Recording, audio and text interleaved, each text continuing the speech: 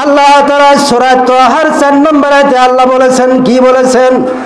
যে মানুষ যদি কোরআনকে জিজ্ঞাসা করে যে কোরআন তুমি কোথায় থেকে অবতীর্ণ হলা, মানুষ যদি কোরআনকে জিজ্ঞাসা করে যে কোরআন তুমি কোথায় ছিলা আর কোথায় থেকে তুমি দুনিয়াতে আসলা, কোরআন জবাব দিবে তানজিলাম মিম্মা খালাকাল আরদা ওয়াস সামাওয়াতিল উলা। কোরআন উত্তর দিবে, যিনি সুউচ্চ আকাশ পৃথিবী সৃষ্টি করেছেন তার নিকট থেকে কোরআনটা নাজিল হয়েছে।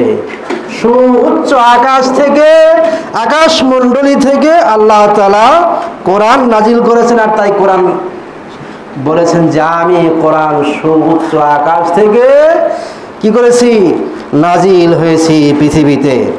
এরপরে যদি কোনো ব্যক্তি কোরআনকে জিজ্ঞাসা করে যে কোরআন তুমি আকাশ থেকে নাজিল হলা, সুউচ্চ আকাশ থেকে, এরপরে তুমি কোথায় ছিলা, কোরআন জবাব দিবে। সূরা বুরুজের ভিতরে আল্লাহ বলেন বাল হুয়া কুরআনুম মাজিদুন ফি লাওহিম মাহফুজ।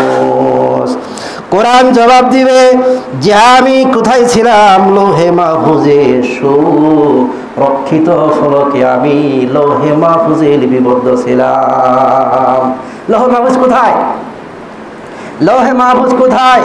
সপ্তম আকাশ অতিক্রম করিয়া লোহে মাহফুজে যেতে হবে।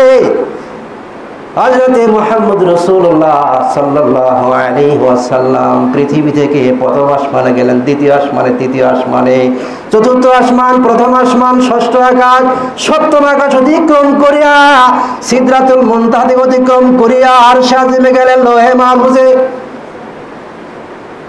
সেই লোহে মাহফুজে কোরআনটা আল্লাহ তাআলা সুরক্ষিত ফলকে লিপিবদ্ধ করে রেখেছিলেন।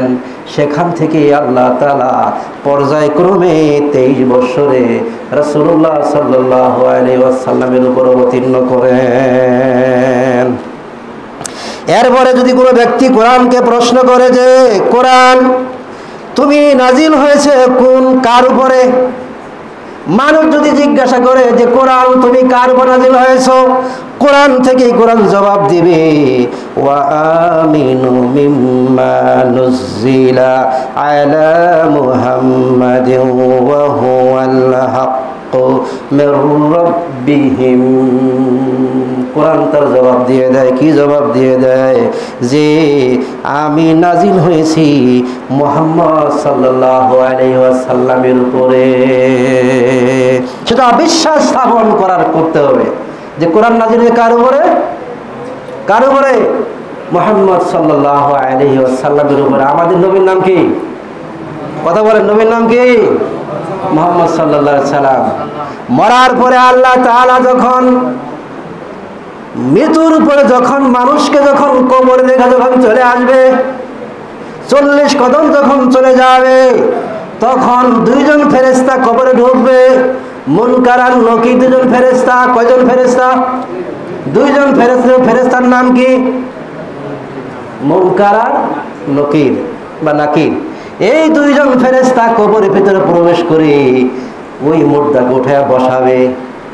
বিশ্বাস হয়?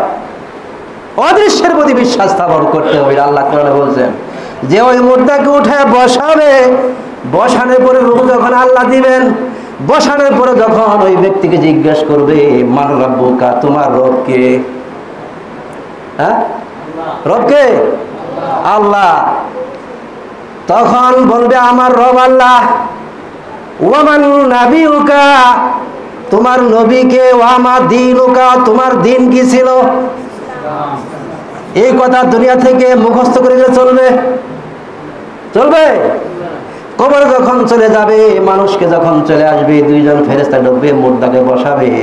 বসানোর পরে 3টি প্রশ্ন করবে মান রাব্বুকা ওয়া দীনুকা ওয়ান নাবিয়ুকা, তোমার রব কে, তোমার দিন কি, আর তোমার নবী কে? এই 3টে প্রশ্ন করবে। আরো প্রশ্ন করবে, এই 3টি প্রশ্ন করবে।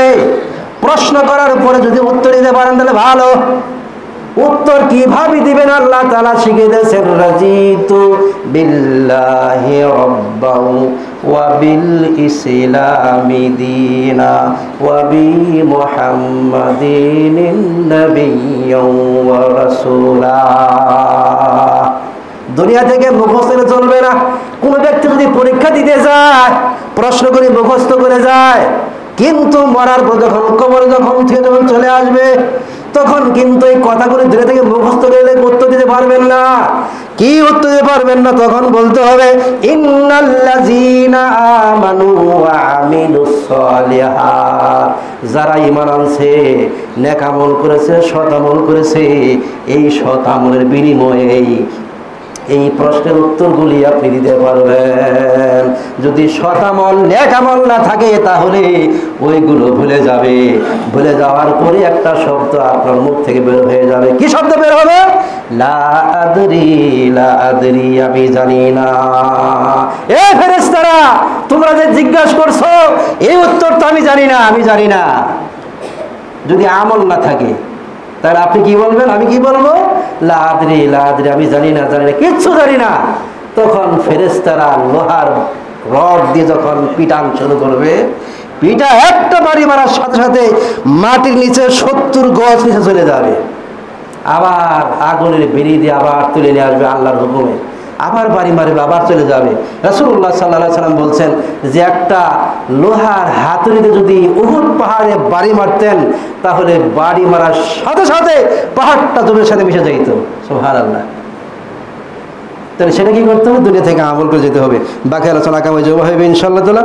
আজকে এই পর্যন্ত সমাপ্ত। আল্লাহ আমাদের প্রত্যেককে কোরআন হাদিসের উপরে যেন আমরা আমল করতে পারি, সালাত আমরা আদায় করতে পারি, এবং সামনে দিয়ে দানের বাক্স গেলে কেহ যেন মুক্ত হস্তে যেন না থাকে, সবাই যেন আমরা দান করতে পারি।